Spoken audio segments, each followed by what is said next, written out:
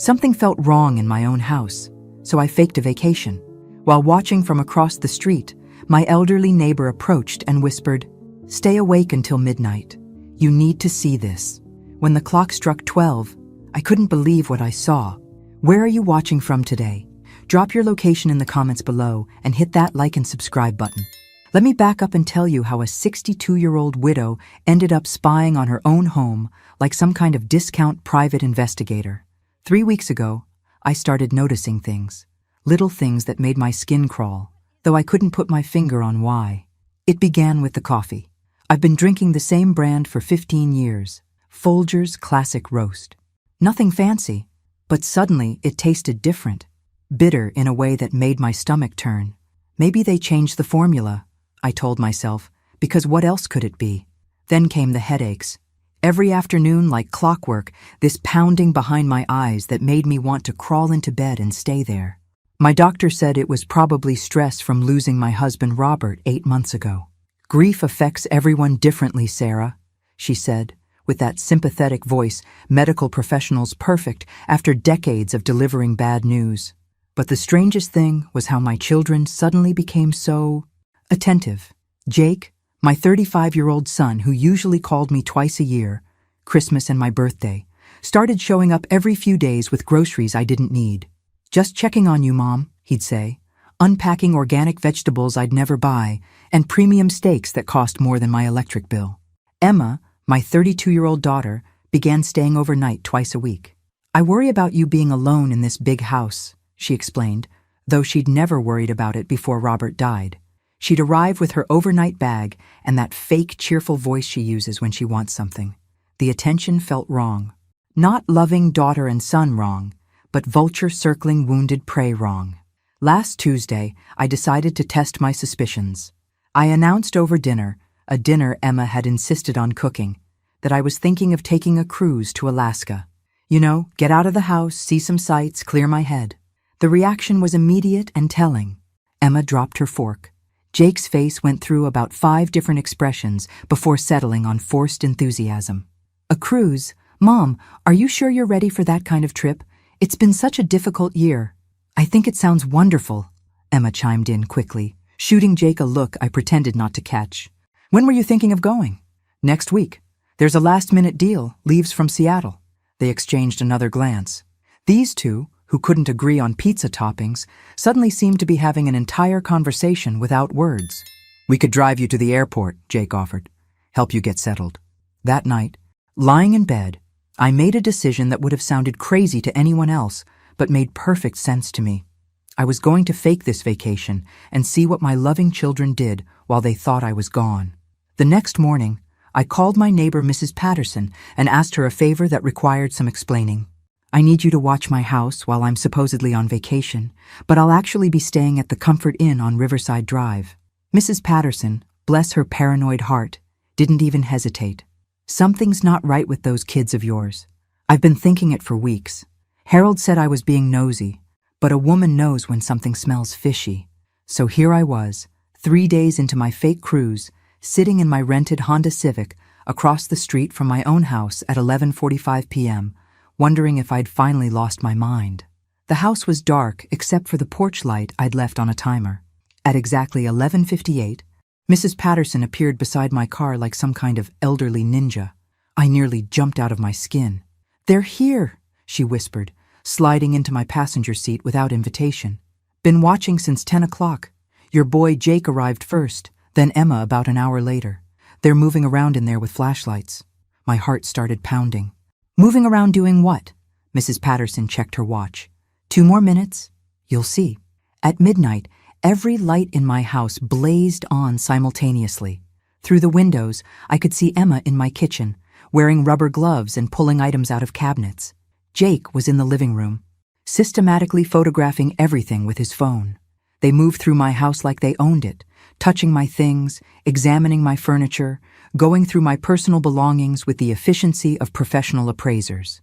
"How long have they been doing this?" I whispered. Mrs. Patterson's voice was grim. "Every night since you've been gone. They show up after midnight, stay until about 4 in the morning. Tonight's different, though. Tonight they brought boxes." As if on cue, Jake disappeared into the garage and returned with several large cardboard boxes. He began carefully packing my mother's china, the set I'd inherited when she died 5 years ago, the set worth nearly $10,000. Emma emerged from the kitchen, carrying my jewelry box, the one containing my grandmother's pearl necklace and the diamond earrings Robert gave me for our 20th anniversary. I watched my children systematically loot my home while they thought I was on a cruise ship eating buffet food and playing bingo. Mrs. Patterson patted my hand. "Honey, we need to call the police." But I was already thinking something else entirely, something that would have made Robert laugh if he'd been there to see it. My children thought they were so clever, waiting until dear old Mom was safely out of the way to divide up her assets. What they didn't know was that dear old Mom had learned a few things about being underestimated. I pulled out my phone and started recording. "Not yet," I told Mrs. Patterson. "First, I want to see exactly how deep this rabbit hole goes." The next morning, I called Jake from my hotel room, putting on my best confused elderly mother voice. "Honey, I'm having the strangest problem. I can't seem to find my grandmother's pearl necklace in my jewelry box. I could have sworn I left it right on top before I left for the cruise." There was a pause that lasted about 3 heartbeats too long. "Mom, you're on a cruise. How could you be looking in your jewelry box?" Damn. I'd slipped up. Time for some creative storytelling. "Oh, I meant when I was packing, sweetheart. I wanted to bring it with me for the captain's dinner, but I couldn't find it anywhere. I'm starting to worry I'm losing my memory." "I'm sure it's just misplaced," Jake said quickly. "You know how you get when you're stressed. Remember when you couldn't find your reading glasses last month and they were on your head the whole time?" The condescending little tone in his voice made me want to reach through the phone and slap him. Instead, I played along. "You're probably right. My mind hasn't been the same since your father died. Sometimes I worry I'm developing dementia, like your great-aunt Helen." Another pause. Then Jake's voice got warmer, almost eager. "Mom, have you thought about what you want to do with the house? It's awfully big for one person." There it was, the real agenda. "Well, I suppose I should think about downsizing eventually. But not yet. Too many memories, you know." "Of course. But maybe we should start planning for the future. Emma and I have been talking, and we're concerned about you managing everything alone. The finances, the house maintenance, all of Dad's business affairs." I let him talk for another 10 minutes about their concerns for my well-being, all while taking notes on hotel stationery. Every suggestion they made boiled down to the same thing. Give us control of your assets now before you're too senile to make decisions. After hanging up, I sat on the hotel bed staring at my phone. These were the children I'd raised, loved, sacrificed for. The ones I'd worked 2 jobs to put through college. The ones who'd called me crying when their marriages fell apart, when they lost jobs, when they needed someone to believe in them. And they were planning to rob me blind. My phone rang. "Emma." "Mom, Jake told me you called about your necklace. Are you feeling okay? You sound confused." The fake concern in her voice made my teeth clench. "I'm fine, dear. Just tired from all the activities on the ship. We did glacier viewing today, and I may have overdone it." "About the necklace, Mom, I have an idea. When you get home, why don't Jake and I help you go through your jewelry? Maybe organize it better, make sure everything valuable is properly secured? That's sweet of you to offer, but I insist. In fact, maybe we should think about getting a safety deposit box for your most valuable pieces. You never know these days with break-ins and such. A safety deposit box that they'd undoubtedly want access to." "How thoughtful. We'll see, dear. I should go. The evening show is starting soon." After Emma hung up, I called Mrs. Patterson. "I need you to do something for me. Tonight, I want you to call the police if you see them in my house again. Tell them you're concerned about a break-in." "Are you sure?" "They are your children." "That's exactly why I'm sure." At 12:30 a.m., Mrs. Patterson called. "Police are here. Your kids are trying to explain to the officers that they have permission to be there. And the officers want to speak with you directly. They need confirmation that you gave them permission to be in your house while you're away." This was the moment of truth. I could cover for them, pretend this was all a misunderstanding, let my children continue their midnight treasure hunting expedition. Or I could tell the truth and watch their carefully planned scheme crumble. "Transfer me to the officer." "Mrs. Mitchell? This is Officer Rodriguez. We have 2 individuals in your home who claim to be your children and say they have permission to be here while you're on vacation." Can you confirm this? I took a deep breath. Officer Rodriguez, I never gave my children permission to be in my house while I'm away. In fact, I specifically told them I wanted the house completely secure while I was gone. The silence that followed was beautiful. Ma'am, would you like us to arrest them for breaking and entering? Part of me wanted to say yes immediately, but a bigger part of me wanted to understand the full scope of what they'd been planning.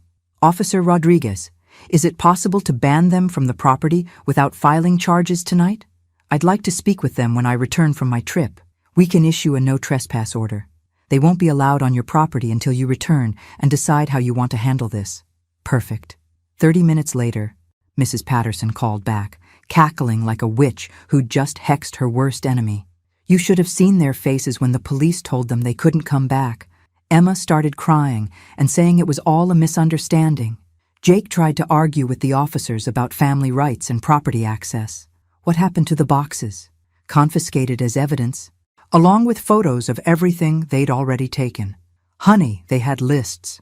Actual written lists of your belongings with estimated values next to each item.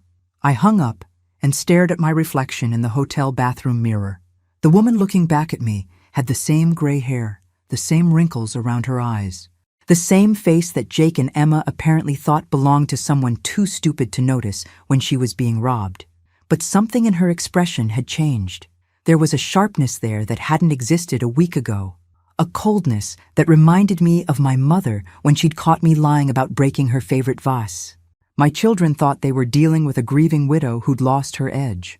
What they were actually dealing with was a woman who'd spent 40 years managing a household budget, organizing charity fundraisers, and keeping track of every detail of a family's complex life. If they wanted to play games with someone's intelligence, they'd picked the wrong opponent. I had 4 more days of fake vacation to plan my next move, and my children had no idea what was coming. I checked out of the hotel early and drove to the city courthouse. If Jake and Emma wanted to play hardball with their mother's assets, they were about to learn I'd been married to a lawyer for 37 years and had picked up a few things along the way. I need to speak with someone about estate planning and asset protection, I told the clerk at the legal aid office. Specifically, protection from family members. The attorney they assigned me was a sharp-eyed woman named Patricia Collins, who reminded me of my daughter if Emma had possessed actual integrity. Patricia listened without interruption as I explained the situation, occasionally taking notes on a yellow legal pad. Mrs. Mitchell, what you're describing is unfortunately common. Adult children who view their aging parents as obstacles to inheritance rather than people deserving of respect and care. The police have evidence of them removing items from my home without permission. What are my options? Patricia set down her pen. Several. You could file criminal charges for theft and breaking and entering. You could pursue civil action for recovery of stolen property. But given what you've told me, I think your best strategy is prevention rather than punishment. She pulled out a thick folder. We're going to make it legally impossible for your children to access your assets, even if something happens to your health or mental capacity.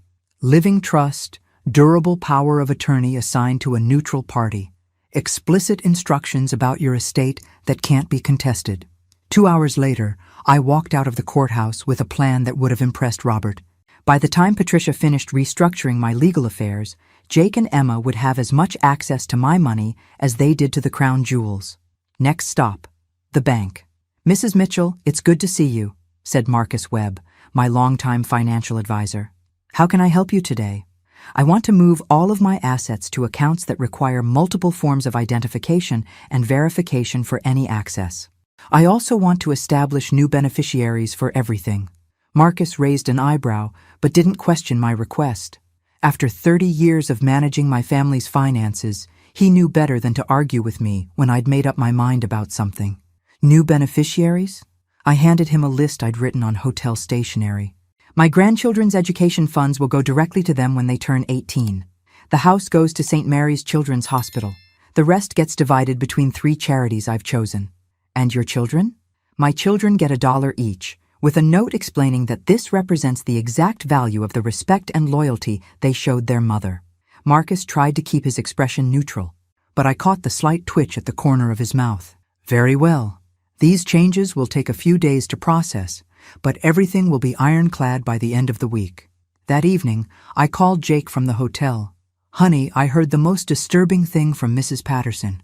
She said the police were at our house last night." Jake's voice was tight. "Mom, there was a misunderstanding. A neighbor called about suspicious activity, but Emma and I were just checking on the house like you asked us to." "I never asked you to check on the house, Jake.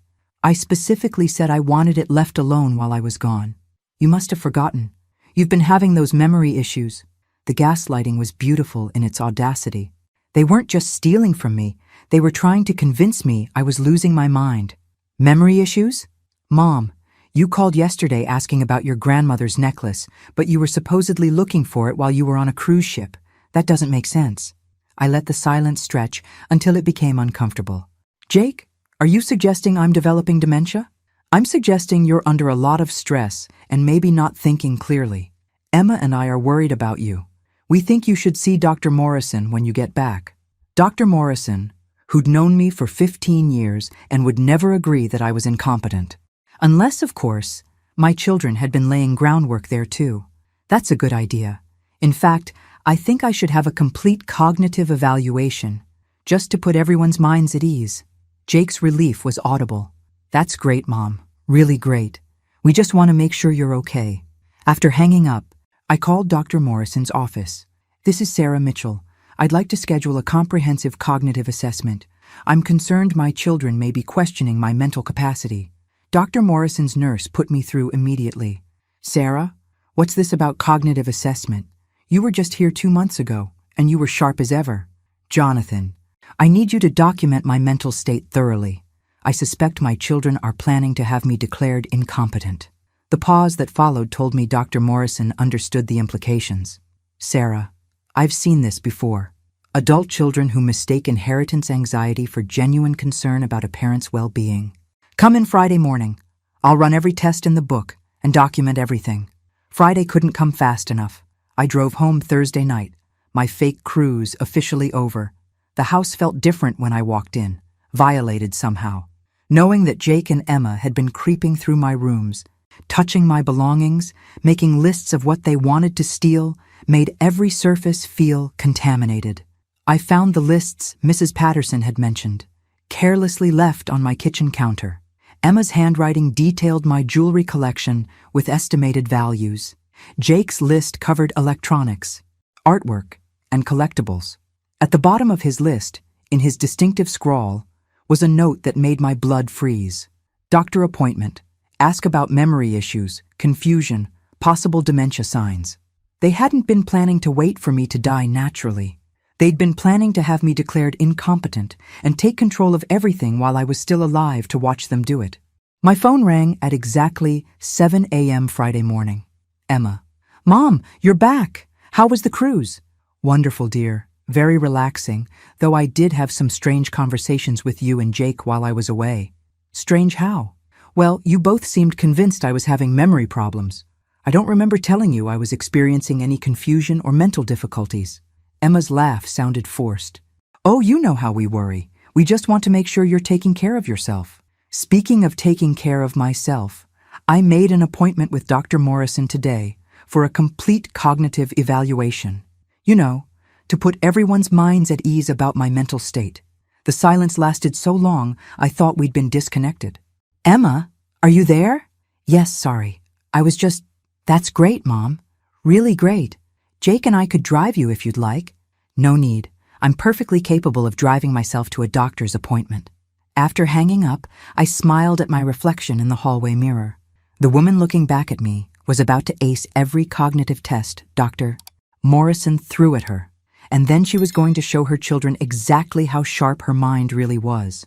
They wanted to play games with their mother's mental competency? Game on. Dr. Morrison's cognitive evaluation took 3 hours and covered everything from basic memory tests to complex problem-solving scenarios. When we finished, he leaned back in his chair with the expression of someone who'd just witnessed a master class. "Sarah, your cognitive function is not only normal for your age, it's exceptional. Your memory, reasoning, and processing speed would be impressive for someone 20 years younger. I'd like that documented thoroughly." Already done. I'm also noting in your file that this evaluation was requested due to family concerns that appear to be unfounded. He paused. Sarah, in 30 years of practice, I've learned to recognize the difference between genuine cognitive decline and family members who are eager to assume control of an aging parent's affairs. I drove home with Dr. Morrison's comprehensive report on the passenger seat, feeling like I was carrying ammunition for a war I was finally ready to fight. That evening, Jake and Emma arrived together for what they called a family meeting. They settled into my living room with the air of people who'd rehearsed this conversation. "Mom," Emma began, "we need to talk about your living situation." "What about it?" Jake leaned forward, using what I recognized as his boardroom voice. "This house is too big for you. The maintenance, the expenses, the isolation. It's not healthy for a woman your age. I'm 62, not 92. But you're alone now," Emma added. "And after Dad's death, well, we've noticed some changes." "What kind of changes?" They exchanged one of their looks. Jake cleared his throat. "Memory issues, confusion, difficulty managing basic tasks." I let them build their case, listening as they constructed a narrative about my declining mental state. According to my loving children, I'd forgotten conversations, missed appointments, seemed disoriented during phone calls, and showed signs of general cognitive deterioration. It was a masterful performance, delivered with just the right amount of concerned love and reluctant honesty. If I hadn't known they were lying, I might have been convinced myself. "So what do you suggest?" I asked when they finished. Emma brightened. "We've been looking at some lovely assisted living communities. Nothing too restrictive, just places where you'd have help with daily activities and someone to check on you regularly." "And the house?" "We'd handle selling it for you," Jake said quickly. "Take care of all the paperwork, the real estate details, everything. You wouldn't have to worry about any of it." "How thoughtful. And my other assets?" Another exchange of glances. Emma took this one. "We think it would be easier if Jake and I helped manage your finances, just temporarily, until you're settled in your new place." I nodded thoughtfully. "And you found these assisted living places already?" "We've done some research," Jake admitted. "There's one called Golden Sunset Manor that we think would be perfect. They have immediate availability. Immediate availability. For a woman who, according to you, can barely remember her own name." The temperature in the room dropped about 10 degrees. Emma's smile faltered. "Mom, that's not—" "We never said—" I stood up and walked to my desk, returning with Dr. Morrison's report. "I had that cognitive evaluation you suggested. The results were quite interesting." Jake's face went pale. "What did Dr. Morrison say?" I opened the report and began reading. "Patient demonstrates superior cognitive function across all measured domains. Memory, processing speed, executive function, and reasoning ability all score in the 95th percentile for her age group. No evidence of dementia, mild cognitive impairment, or any other condition affecting mental capacity." The silence that followed was deafening. "Furthermore," I continued, "Dr. Morrison noted that this evaluation was requested due to family concerns that appear to be entirely without medical basis." Emma started to speak, but I held up my hand. "I'm not finished. I also had some interesting conversations with my attorney and financial advisor this week. It seems my estate planning needed some updating." Jake found his voice. "Mom, we can explain—" "Explain what?" "How you've been breaking into my house every night for a week. How you made lists of my possessions with their estimated values. How you planned to have me declared incompetent so you could steal everything I own." Emma's eyes filled with tears. "We weren't stealing. We were trying to protect you." "From what?" "From making bad decisions with Dad's money. From being taken advantage of by strangers when you're vulnerable." The audacity was breathtaking. "So you decided to take advantage of me instead?" Jake stood up abruptly. "Mom, you're being unfair." "We're your children. We love you." "No," I said quietly. "You love what you think you're entitled to inherit, but you don't love me enough to wait for me to die naturally before you start dividing up my assets." I walked to the front door and opened it. "I want both of you to leave. Don't come back unless you're invited." Emma was crying openly now. "Mom, please. We can work this out. We made mistakes, but we're still family. Family doesn't rob family, Emma. Family doesn't try to convince their mother she's losing her mind so they can steal her inheritance." Jake tried one last approach. You can't just cut us out of your life. We're your children. I looked at this man I'd raised. This person I'd loved unconditionally for 35 years and felt nothing but disappointment. You stopped being my children the moment you started seeing me as an obstacle to your financial plans. They left, but not before Jake turned back with an expression I'd never seen before. Cold, calculating, dangerous. This isn't over, Mom. You need us more than you think. After they drove away, I sat in my empty living room and thought about the conversation. They'd shown me exactly who they really were when they thought I was powerless to stop them. The question was, what were they going to do now that their original plan had failed? My phone rang at midnight. Unknown number. Mrs. Mitchell, this is Officer Rodriguez. We've had a report of suspicious activity at your address. Someone called in saying they were concerned about an elderly woman living alone who might be in distress. I looked out my bedroom window and saw Jake's car parked 3 houses down. Officer Rodriguez, I'm fine, but I think my son is calling in false welfare checks to harass me.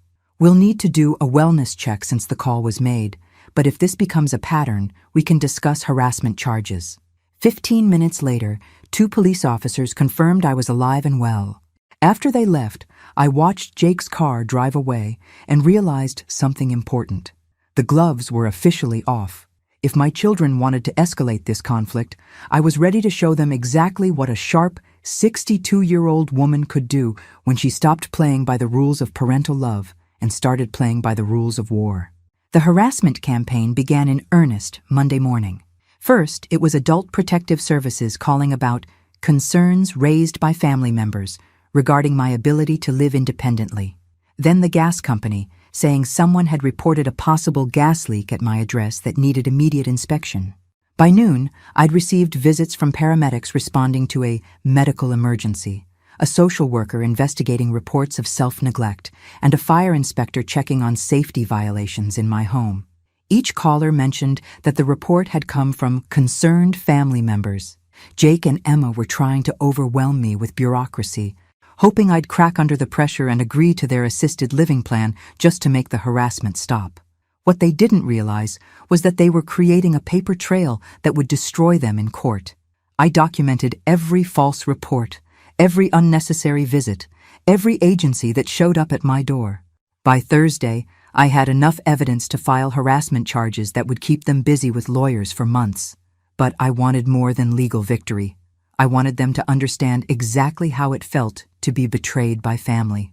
Friday evening, Emma called with her voice thick with fake tears. Mom, I've been thinking about what happened last week.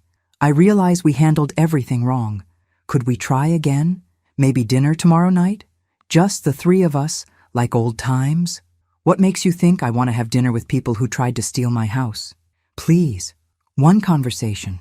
If you still want us out of your life after that, we'll respect your wishes. The desperation in her voice told me they were running out of options. Whatever they'd planned next required getting me face to face. Fine. Saturday at 6. But this is your only chance to explain yourselves. Saturday afternoon, I called Mrs. Patterson. I need you to do something for me tonight. Record everything that happens at my house from about 5:30 until whenever they leave. You think they're planning something? I think they're planning something stupid. At exactly 6 p.m., Jake and Emma arrived together, both dressed formally, like they were attending a business meeting rather than a family dinner. Emma carried a bottle of wine, an expensive vintage I recognized from Robert's collection. This is lovely, Emma said, setting the wine on my dining room table. Remember this? It's the bottle Dad was saving for your 40th wedding anniversary. The emotional manipulation was beautifully orchestrated. Remind Mom of her dead husband, create a sentimental atmosphere, soften her up for whatever came next. I remember. Robert would have opened it next year. Jake uncorked the wine with practiced efficiency. Maybe we should have a toast. To Dad's memory and to family. I watched him pour 3 glasses, noticing how he made sure mine came from a specific part of the bottle, how he positioned my glass carefully in front of my place setting, how he and Emma exchanged a meaningful look when he finished pouring. To family, I said, raising my glass, but not drinking. They both drank immediately. I pretended to sip mine while keeping it at my lips without swallowing. Mom, Emma began, we owe you an apology. What we did was wrong. Very wrong, Jake added. We let our concern for your welfare cloud our judgment. For the next hour, they delivered the most convincing apology I'd heard since Emma was 8 years old and had broken my mother's antique vase. They admitted their mistakes, expressed genuine remorse, and promised to respect my independence going forward. It was complete bullshit, but it was expertly delivered bullshit. Halfway through their performance, I began to feel dizzy. The room started spinning slightly, and my thoughts became foggy around the edges. Whatever they'd put in the wine was working. I excused myself to use the bathroom, secretly dumping the rest of my wine down the sink and splashing cold water on my face. When I returned, both of them were watching me carefully. "Are you feeling all right, Mom?" Emma asked with perfect concern. "You look a little pale." "Just tired. It's been a stressful week." "Maybe you should sit down," Jake suggested. "You seem unsteady." I played along, allowing myself to appear more affected than I actually was. Within minutes, they were both expressing concern about my sudden health episode. "I think we should call Dr. Morrison," Emma said. "This isn't normal." "No need," I mumbled, letting my words slur slightly. "Just need to rest." Jake was already on his phone. "I'm calling 911. Mom, you might be having a stroke." And there it was. The end game. Drug their mother with something that would mimic a medical emergency, get her hospitalized, then claim she was too mentally impaired to make decisions about her own care. While she was sedated and vulnerable, they'd swoop in with legal documents giving them control of her assets. It was actually brilliant in a sociopathic way. The ambulance arrived within 10 minutes. As the paramedics checked my vital signs and asked questions, Jake and Emma played the roles of concerned children perfectly. They provided detailed accounts of my symptoms and mentioned their ongoing concerns about my mental state. "She's been having memory problems," Emma explained to the lead paramedic. "We've been trying to get her to see specialists, but she's been resistant."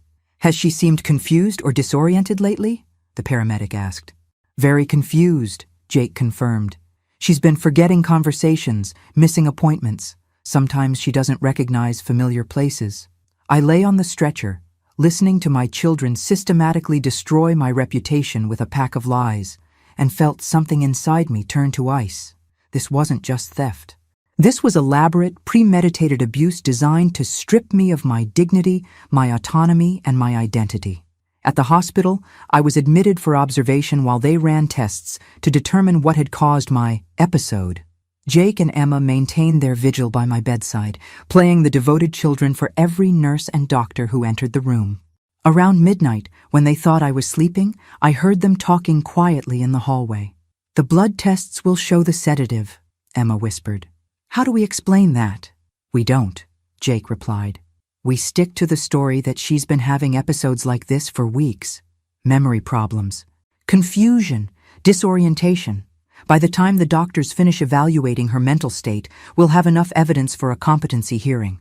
And if she tries to fight it? Who's going to believe a confused old woman over her 2 loving children who've been trying to get her help for months?" I closed my eyes and smiled in the darkness. They thought they'd won. What they didn't know was that every word of their hallway conversation was being recorded by the phone hidden in my hospital gown pocket. And tomorrow they were going to discover that underestimating their mother had been the biggest mistake of their lives. I was discharged from the hospital Sunday morning with a clean bill of health and a toxicology report showing trace amounts of zolpidem in my system, a sleeping medication I'd never been prescribed. When Dr. Morrison reviewed the results, his face went dark. "Sarah, someone drugged you. This level of zolpidem would cause exactly the symptoms the paramedics documented: dizziness, confusion, slurred speech. I know who did it. We need to call the police immediately." "Not yet. I want to see how far they're willing to go." "Doctor." Morrison stared at me like I'd lost my mind. "Sarah, they poisoned you. They could have killed you. But they didn't kill me. They underestimated me. And now I'm going to show them what happens when you underestimate someone who has nothing left to lose." "Monday morning," Emma called with her voice full of concern. "Mom, how are you feeling? You gave us such a scare Saturday night." "Better, thank you, though I'm still confused about what happened. The doctor said it could be related to the stress and memory issues you've been experiencing. Jake and I think it's time to seriously consider that assisted living community we discussed." Maybe you're right. Could you set up a tour? The relief in Emma's voice was audible. Of course. I'll call Golden Sunset Manor today and arrange something for this week. That would be wonderful, dear. I'm starting to realize I might need more help than I've been willing to admit. After hanging up, I called Patricia Collins at Legal Aid. I need you to do something for me. I want you to contact Golden Sunset Manor and inquire about their procedures for admitting new residents. Specifically, I want to know what documents they require for someone whose adult children are claiming she's mentally incompetent. Sarah, what are you planning? I'm planning to let my children dig their hole a little deeper before I bury them in it. Tuesday afternoon. Jake and Emma arrived to drive me to the assisted living facility. As we pulled into the parking lot, I noticed how they both relaxed, like they were finally reaching the finish line of a difficult race. Golden Sunset Manor was exactly what you'd expect from a place designed to warehouse inconvenient elderly people.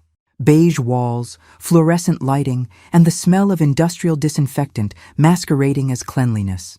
The staff spoke to residents in the sing-song voice usually reserved for toddlers. Our tour guide was a perky woman named Brenda, who treated me like I was already incapable of making my own decisions. Now, Mrs. Mitchell, the wonderful thing about our community is that you won't have to worry about any of those complicated daily tasks anymore. We'll handle your medications, your finances, your meal planning, everything. What about visitors? I asked. Family members are welcome anytime, of course. In fact, we encourage children to be very involved in their parents' care decisions. Jake stepped forward. Actually, we have some concerns about Mom's ability to make sound decisions lately. What's your procedure for situations where family members need to take a more active role? Brenda's smile became more professional. We work closely with families to ensure the best outcomes for our residents. When cognitive issues arise, we can facilitate the legal processes necessary to protect everyone involved. Legal processes? Guardianship procedures, competency evaluations, asset management transitions. We have partnerships with attorneys who specialize in elder law. I felt like I was touring a sophisticated scam operation designed to strip elderly people of their rights and money with a veneer of medical legitimacy. How soon could someone move in? Emma asked. For someone in Mrs. Mitchell's situation, we could expedite the process, perhaps as early as next week, if the paperwork is handled quickly. As we drove home, Jake and Emma were practically giddy with excitement. They thought they'd found the perfect solution, a place that would collaborate in their efforts to control my life while providing legal cover for their actions. What did you think, Mom? Emma asked. It seemed very thorough, I said carefully, though I'm still not sure I'm ready to give up my independence. Sometimes what we want and what we need are different things, Jake replied. Emma and I just want what's best for you. That evening, I called my granddaughter Sophie. At 8 years old, she was too young to understand the adult drama surrounding her, but old enough to repeat conversations she'd overheard. Hi, Grandma. Mommy said you might be moving to a new house. Did she? What else did Mommy say? She told Daddy that you're sick and don't remember things anymore, and that she and Uncle Jake are going to take care of your money so bad people don't steal it. Out of the mouths of babes. Sophie, have you noticed Mommy and Uncle Jake acting differently lately? They have lots of meetings now. Important grown-up meetings where they whisper and look at papers. Mommy says they're planning something special for you. After hanging up with Sophie, I sat in my kitchen looking at the wine glass Jake had poured for me Saturday night. I'd saved it as evidence, but now I realized it represented something more important than proof of their crime. It represented the moment my children stopped seeing me as their mother and started seeing me as their victim. Wednesday morning, I called Golden Sunset Manor and asked to speak with the administrator. This is Sarah Mitchell. My children brought me for a tour yesterday, and I have some questions about your admission procedures. Of course, Mrs. Mitchell. How can I help you? I want to understand exactly what documents would be required if my family tried to admit me against my will. There was a pause. Mrs. Mitchell, are you concerned about being forced into admission? I'm concerned about my children's motivations, and I want to know what legal protections I have. The administrator's tone became more serious. Mrs. Mitchell, no one can be admitted to our facility against their will unless there's been a legal determination of incompetency. If you have concerns about your family's intentions, you should consult with an attorney. I already have, but I wanted to understand your role in this process. Ma'am, if you're calling to warn us about a potential fraudulent admission attempt, We take those concerns very seriously. I smiled. That's exactly what I'm doing. Thursday morning, Jake called with barely contained excitement. Mom, we've been thinking. Maybe you should move to Golden Sunset sooner rather than later. The stress of managing everything alone doesn't seem healthy for you. How soon were you thinking? This weekend. I know it seems fast, but they have availability, and after what happened Saturday night, Emma and I are really worried about you living alone. This weekend? I let my voice sound uncertain and frightened. That's very sudden. Sometimes sudden changes are exactly what we need. Fresh start, new environment, people to take care of you properly. I suppose, if you think it's best. We do, Mom. We really do. In fact, we've already started working on the paperwork. Of course they had. I hung up and immediately called Patricia Collins. They're making their move this weekend. Are you ready? Sarah, are you absolutely certain you want to go through with this? What you're planning is risky. Not as risky as letting them succeed. Friday afternoon, I received a call from Brenda at Golden Sunset Manor. Mrs. Mitchell, your son contacted us about an emergency admission for this weekend. However, we wanted to speak with you directly before proceeding. An emergency admission? He indicated you'd had another medical episode and that your family was concerned about your safety living alone. Jake was moving fast, trying to get me committed before I could change my mind or seek legal help. Brenda, I need to tell you something important. My children are attempting to have me falsely admitted so they can gain control of my assets. I am not experiencing any medical or cognitive issues, and I do not consent to admission to your facility. Mrs. Mitchell, these are serious allegations. Yes, they are, and I have evidence to support them. That evening, Jake and Emma arrived at my house with suitcases and moving boxes. They'd brought a moving truck and several men to pack my belongings. Surprise, Emma said with forced cheer. We decided to help you pack so the transition would be easier. I watched them direct strangers through my home, boxing up my life with the efficiency of professional movers. They'd planned every detail, anticipated every obstacle, prepared for every contingency. Everything except the possibility that their mother was smarter than they were. As the movers loaded my furniture into their truck, I smiled and played the role of grateful, confused elderly woman one last time. Tomorrow, my children were going to learn that some games have consequences they never saw coming. Saturday morning arrived with the kind of crisp clarity that makes everything seem possible. I woke up at 5 a.m., made coffee in my empty kitchen, and reviewed my battle plan one final time. At 8 a.m., Jake and Emma arrived with a van and 2 orderlies from Golden Sunset Manor. They'd brought official-looking paperwork and medical transport equipment, clearly intending to make this look like a legitimate medical necessity rather than kidnapping. Good morning, Mom, Emma said with that bright, fake cheerfulness she'd perfected over the past few weeks. Ready for your big moving day? I suppose so, though I'm still nervous about all this. Jake hugged me with what felt like genuine affection. For a moment, I almost remembered the little boy who used to climb into my lap when he had nightmares. Then I remembered the drugged wine and the stolen jewelry, and my heart hardened again. Everything's going to be perfect, Mom. You'll see. The orderlies introduced themselves politely and began checking their equipment. These weren't criminals. They were healthcare workers who'd been told they were helping an elderly woman transition to appropriate care. Mrs. Mitchell, one of them said kindly, we're here to make sure you get to your new home safely and comfortably. I nodded and played my part. Thank you. I appreciate your help. What happened next would have been funny if it weren't so horrifying. Jake presented the orderlies with paperwork that allegedly gave him medical power of attorney and authorization to make care decisions for his cognitively impaired mother. Emma showed them a letter, supposedly from Dr. Morrison, recommending immediate placement in supervised care. Both documents were expertly forged. The orderlies, following protocol for what they believed was a legitimate medical transport, began preparing to escort me to their van. That's when Patricia Collins arrived, with 2 police officers and a court clerk. Excuse me, Patricia announced in her lawyer voice. I represent Mrs. Mitchell, and I have a court order suspending any attempt to remove her from her home. The orderlies stopped immediately. Jake's face went pale. Emma started talking rapidly, trying to explain that this was all a misunderstanding. Officers, Patricia continued, I believe you'll find that Mr. and Mrs. Henderson here are attempting to commit fraud by using forged medical documents to forcibly remove a competent adult from her home. One of the police officers stepped forward. Ma'am, we'll need to see those documents. Jake handed over the forged power of attorney with hands that were visibly shaking. Emma tried to run, before the second officer gently but firmly asked her to stay put.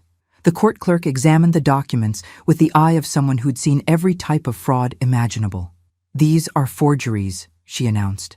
The signatures don't match the ones on file, and Dr. Morrison's office confirmed this morning that he never wrote any such letter.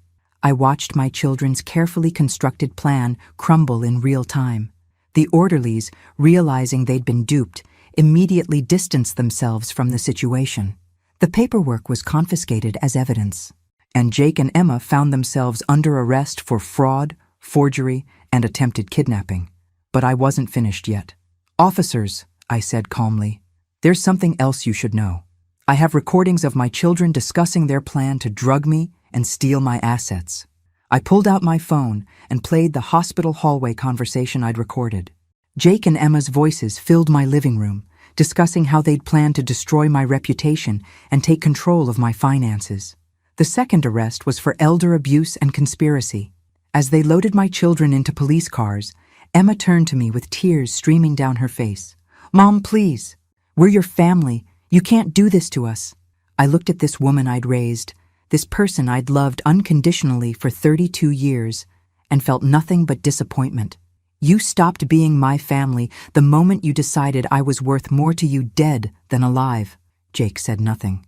He just stared at me with an expression I couldn't read. Part shock, part hatred, part something that might have been respect. After they drove away, I stood in my empty house surrounded by evidence of my children's betrayal and felt something I hadn't expected. Relief. The orderlies apologized profusely before leaving. The court clerk assured me that charges would be filed within the week. Patricia Collins packed up her legal documents with the satisfaction of someone who just won a difficult case. But I wasn't done yet. That afternoon, I called my granddaughter Sophie. Hi, sweetheart. I wanted to let you know that Mommy and Daddy might be away for a while. They had to go handle some important grown-up business. Are you still sick? Grandma? No, baby. I was never sick. Some people made a mistake about that, but everything's okay now. Can I still come visit you? Of course. In fact, I was thinking we could have a sleepover next weekend. Just you and me. After hanging up with Sophie, I walked through my house, my empty, quiet, peaceful house, and started making plans. My children had tried to steal my life. Instead, they'd given me something more valuable, the absolute certainty that I was stronger than I'd ever imagined. The old Sarah Mitchell would have forgiven them, would have made excuses for their behavior, would have prioritized family harmony over justice. But the old Sarah Mitchell was gone, replaced by someone who understood that sometimes the people you love most are the ones most capable of destroying you. And sometimes the only way to save yourself is to fight back with everything you have. Monday morning brought phone calls that made me smile over my coffee. The first was from Golden Sunset Manor's administrator, calling to apologize for their facility's involvement in what they now understood was an attempted fraud. The second was from Dr. Morrison, furious that someone had forged his signature and letterhead. The third was from Marcus Webb at the bank, confirming that all my assets were secure and that the new legal protections were in place. The fourth call was from Jake and Emma's attorney. Mrs. Mitchell, this is David Harrison.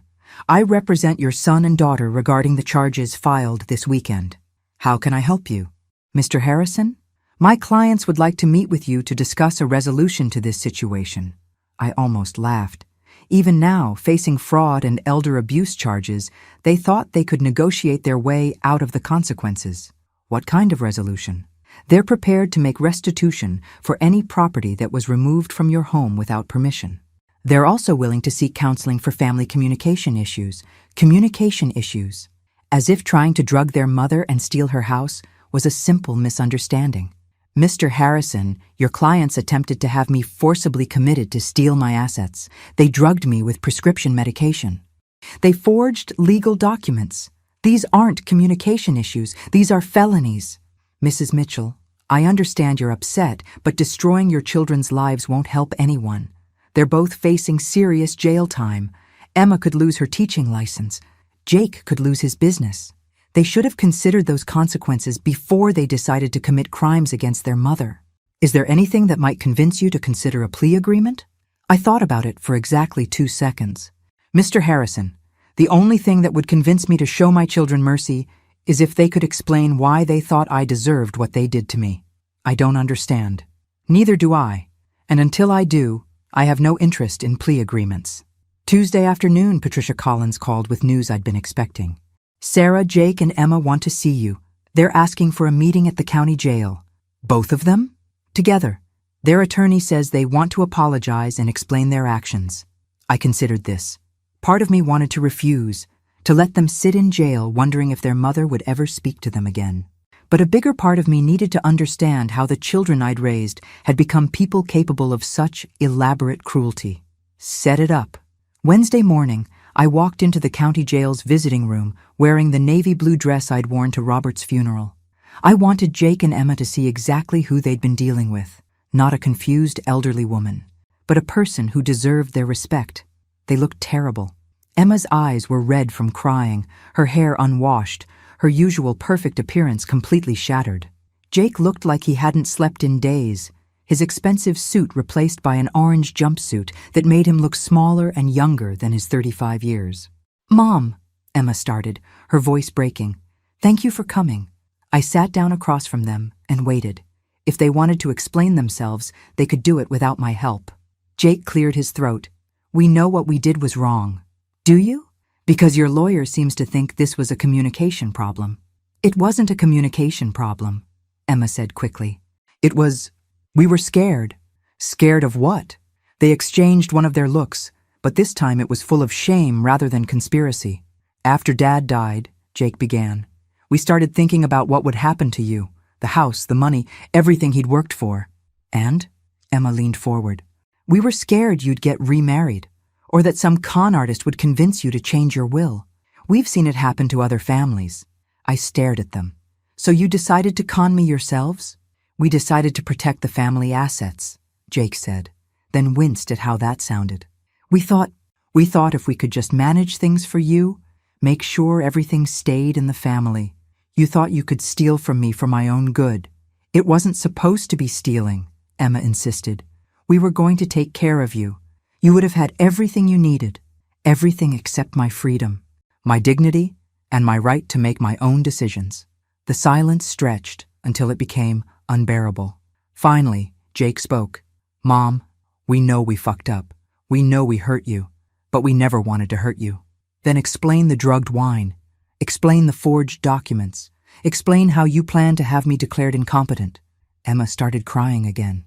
"We got in too deep. It started with just wanting to protect you, but then we realized you were smarter than we'd given you credit for, and we panicked. So you decided to eliminate my intelligence as a factor? We thought if you seemed confused, if there was medical documentation of cognitive decline, it would be easier to convince you to let us help." "Help," I repeated. "Is that what you call it?" Jake looked me directly in the eyes for the first time since I'd arrived. "Mom, we're sorry. We're genuinely, completely sorry. What we did was unforgivable." "Yes, it was. But we're still your children, and you're still our mother. There has to be some way to fix this." I looked at these 2 people I'd raised, these adults who'd somehow convinced themselves that betraying their mother was an act of love, and felt a sadness so deep it made my chest hurt. "Jake, Emma, I need you to understand something. The mother you're talking to right now, the one who raised you and loved you and sacrificed for you, she died the night you drugged her wine. The woman sitting across from you now is someone different, someone harder, someone who's learned that sometimes the people you trust most are the ones most willing to destroy you." Emma reached across the table like she wanted to touch my hand, then pulled back. "We can rebuild. We can earn your trust back." "No," I said gently. "You can't, because I will never again be vulnerable enough to trust you. And a relationship without trust isn't a relationship at all." I stood up to leave, then turned back. "I want you to know that I don't hate you. I'm disappointed in you. I'm heartbroken by what you chose to become. But I don't hate you. Then why won't you help us? Jake asked desperately. Because helping you now would mean teaching you that there are no real consequences for betraying the people who love you. And you're too old for me to still be responsible for teaching you right from wrong. I walked out of the jail and didn't look back. That evening, I called Sophie and arranged for her to spend the weekend with me. 8 years old, bright and curious and completely innocent of her parents' crimes. Grandma, when are Mommy and Daddy coming home? I don't know, sweetheart, but I want you to know that whatever happens, you'll always have me. Are you going to take care of me now? I looked at this little girl who carried my genes and my hopes for the future, and realized that maybe my children's betrayal had given me something valuable after all. A chance to raise someone the right way, someone who would understand that love doesn't justify betrayal, that family means protection rather than exploitation, and that sometimes the strongest thing you can do is walk away from people who refuse to treat you with respect. Yes, baby, I'm going to take care of you. For the first time in weeks, I felt genuinely hopeful about the future. 3 months later, I was sitting in my lawyer's office reviewing the final settlement when Patricia Collins handed me a document that made me smile. Sarah, this is the restitution agreement. Jake and Emma have agreed to pay back every penny they took or attempted to take, plus damages for emotional distress and legal fees. The amount was substantial, enough to ensure my grandchildren's college educations and leave a meaningful inheritance to the charities I'd chosen. Money that Jake and Emma would now have to earn rather than inherit. They're also both pleading guilty to the fraud charges, Patricia continued. Jake will serve 18 months. Emma will serve 12 months and lose her teaching license for 5 years. I felt no satisfaction in their punishment, only a deep sadness that it had come to this. There's something else, Patricia said, pulling out another folder. Emma's ex-husband Tom has filed for full custody of the children. With Emma's criminal conviction and Jake's involvement, he's likely to get it. This was the part that kept me awake at night. Sophie and Ben, innocent victims of their parents' greed, caught in the middle of a situation they couldn't understand. Tom has asked if you'd be willing to serve as a character witness. He also wanted to know if you'd consider being part of the children's lives going forward. I thought about this carefully. Tom had always been a good father, and his divorce from Emma had been more about her controlling behavior than any major character flaws on his part. Set up a meeting. I want to talk to him about what's best for Sophie and Ben. That afternoon, I met Tom at a coffee shop near his office. He looked exhausted, like someone who'd been fighting battles on multiple fronts. Sarah, thank you for meeting with me. I know this whole situation has been hell for you.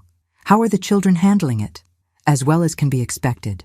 They know their mom and Uncle Jake are in trouble, but I've tried to keep the details age-appropriate. What do you need from me? Tom pulled out a folder with custody documents.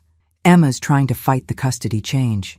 She's claiming that removing the children from their grandmother's influence would be harmful to their well-being. The irony was breathtaking.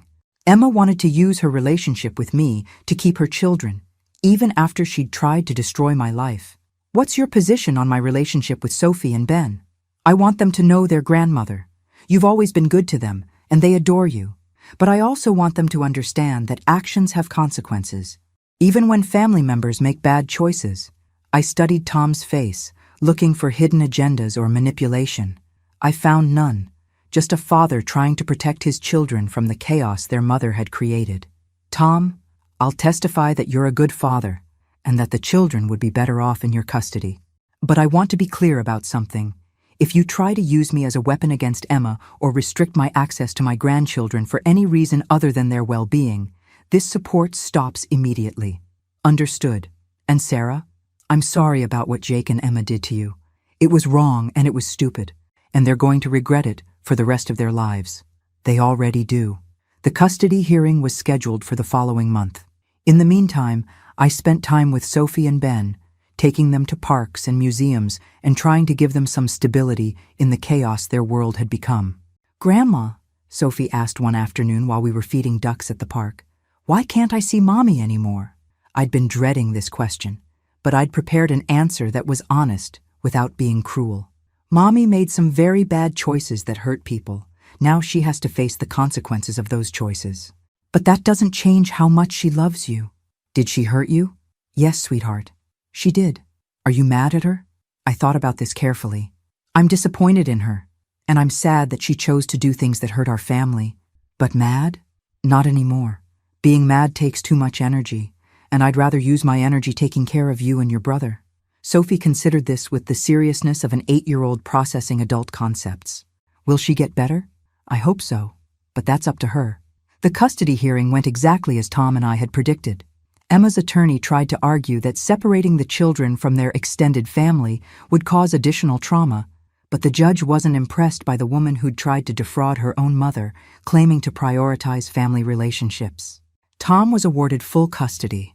I was granted generous visitation rights, and Emma lost yet another piece of the life she'd tried to steal from me. 2 weeks after the hearing, I received a letter from Emma in prison. The handwriting was shakier than usual, and there were water stains that suggested tears. Mom, I know you probably won't read this, but I had to try. Every day in here, I think about what we did to you. Not just the legal stuff, but the betrayal. The way we made you feel like you were losing your mind. The way we treated you like an obstacle instead of our mother. I understand now why you can't forgive us. I understand that trust, once broken, the way we broke it, can never be repaired. But I want you to know that I see my children every day in here. Not literally, but in my mind. I see Sophie's face and Ben's laugh, and I know that I've lost them because of my own choices. I've lost them, and I've lost you. And I've lost any chance of being the daughter you deserved. I'm not asking for forgiveness. I'm not asking for another chance. I'm just asking you to please don't let my mistakes poison your relationship with my children. They need you. And maybe, in some small way, taking care of them might help heal some of the damage I've done. I love you, Mom.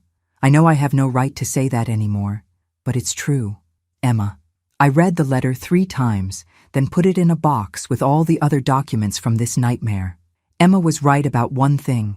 Her mistakes wouldn't poison my relationship with her children. Sophie and Ben would grow up knowing they were loved, knowing they were safe, and knowing that family meant protection and support, not exploitation and betrayal. They would grow up to be better people than their mother had become. And maybe that would be justice enough. 6 months after the trials ended, I was sitting in my garden watching Sophie and Ben play on the swing set Tom had installed when my phone rang. Unknown number. Mrs. Mitchell, this is Jennifer Walsh from Channel 7 News. I'm working on a story about elder abuse and financial crimes against seniors. Would you be willing to share your experience? I'd been expecting this call. In a city this size, the story of a mother who'd outsmarted her children's elaborate fraud scheme had been circulating through various networks for months. Ms. Walsh, what kind of story are you planning? A segment on how seniors can protect themselves from financial abuse, especially abuse by family members. Your case is particularly interesting because you not only recognized what was happening, but you actively fought back. I thought about this. How many other elderly people were being manipulated by adult children who saw them as obstacles to inheritance rather than human beings deserving of respect? I'll consider it, but I want editorial control over how my story is presented. Of course. Would you be free to meet this week? 3 days later, I sat in my living room across from Jennifer Walsh and her camera crew, wearing the same navy dress I'd worn to the jail meeting with Jake and Emma. I wanted to look like exactly what I was, a competent, intelligent woman who refused to be anyone's victim. Mrs. Mitchell, can you tell us what first made you suspicious of your children's behavior? The attention, I said simply. Adult children who suddenly become very interested in their elderly parents' daily activities, finances, and living situation should be a red flag, especially when that attention comes with suggestions that the parent can no longer manage their own affairs. What would you tell other seniors who might be experiencing something similar? I looked directly into the camera. Trust your instincts. If something feels wrong, it probably is wrong. Don't let anyone convince you that your concerns are symptoms of aging or confusion. And most importantly, don't assume that family members are acting in your best interests just because they're family. Your children claimed they were trying to protect you. How do you respond to that? Protection doesn't require deception. Protection doesn't require drugging someone's wine or forging legal documents. Protection certainly doesn't require attempting to have someone declared mentally incompetent against their will. What advice would you give to adult children who are genuinely concerned about an aging parent's well-being? Have honest conversations. Respect your parents' autonomy. Offer help without demanding control. And remember that your parent's money belongs to your parent, not to you. When the interview aired 2 weeks later, I received dozens of phone calls from other seniors who recognized elements of their own situations in my story. Isolation tactics, gaslighting about memory issues, sudden interest in financial affairs, pressure to sign legal documents or make major life changes. I started volunteering with a local organization that provided support to elderly abuse victims. It felt good to use my experience to help others recognize and resist manipulation. One Thursday afternoon, while I was reviewing case files at the community center, Patricia Collins called with news I'd been half expecting. "Sarah, Jake was released on parole yesterday. Emma still has 4 months left on her sentence. Has he tried to contact me? Not directly, but his parole officer says he's asking about the possibility of supervised visits with his children." I thought about this carefully. Sophie and Ben occasionally asked about their uncle, and I'd tried to answer their questions honestly without poisoning their relationship with him. What's Tom's position? Tom's willing to consider supervised visits if Jake completes a court-mandated counseling program and demonstrates genuine remorse for his actions. And Jake's position? He's enrolled in the program. He's also asked his parole officer to convey a message to you. What message? He said to tell you that he understands why you can't forgive him, but he wants you to know that prison taught him the difference between remorse and regret. He's remorseful. I was quiet for a long moment. Patricia, what's the difference between remorse and regret? Regret is wishing you hadn't gotten caught. Remorse is understanding the full impact of your actions on other people and being genuinely sorry for the harm you caused. That evening, I was reading to Sophie before bedtime when she asked a question that caught me off guard. "Grandma, do you miss Mommy and Uncle Jake?" I set down the book and looked at this beautiful little girl who had her mother's eyes but hopefully not her mother's capacity for betrayal. "I miss the people I thought they were," I said carefully. "But I don't miss the people they actually turned out to be. Will they ever get better? I hope so. Sweetheart, people can change if they really want to, but they have to do the work themselves." 6 months later, I received another letter from Emma. This one was different. Shorter, more honest, less focused on her own pain and more focused on acknowledging mine. "Mom, I've been in therapy for months, trying to understand how I became someone capable of doing what I did to you. I know now that I was never protecting you or the family assets. I was protecting my own sense of entitlement. I felt like I deserved your money because I was your daughter, and I was angry that you might live long enough to spend it on yourself instead of leaving it to me. I can't undo what I did. I can't give you back the trust I destroyed or the peace of mind I stole, but I can promise you that I'm working every day to become someone who would never hurt the people she's supposed to love. I don't expect forgiveness. I don't expect a relationship. I just want you to know that I finally understand what I took from you, and I'm sorry. Emma." I read the letter once, then put it in the box with all the others.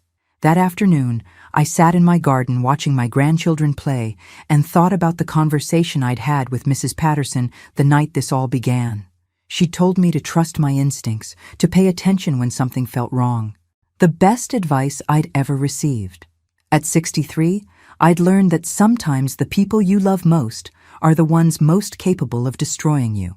But I'd also learned that being vulnerable doesn't mean being powerless, and that sometimes the strongest thing you can do is refuse to accept unacceptable behavior, even from family. My children had tried to steal my life, my dignity, and my autonomy. Instead, they'd given me something more valuable: absolute certainty about my own strength and the knowledge that I would never again allow anyone to treat me as less than I was worth. Sophie ran over and climbed into my lap, her face flushed from playing. "Grandma, will you tell me a story?" I hugged her close and smiled. Once upon a time, there was a woman who learned that sometimes the most important battles are the ones you fight against people who claim they love you. Is it a happy story? I looked around my peaceful garden, at my secure home, at this precious child who would grow up understanding her own worth because I was here to teach her. It has a happy ending, and it did. Thanks for listening. Don't forget to subscribe and feel free to share your story in the comments. Your voice matters.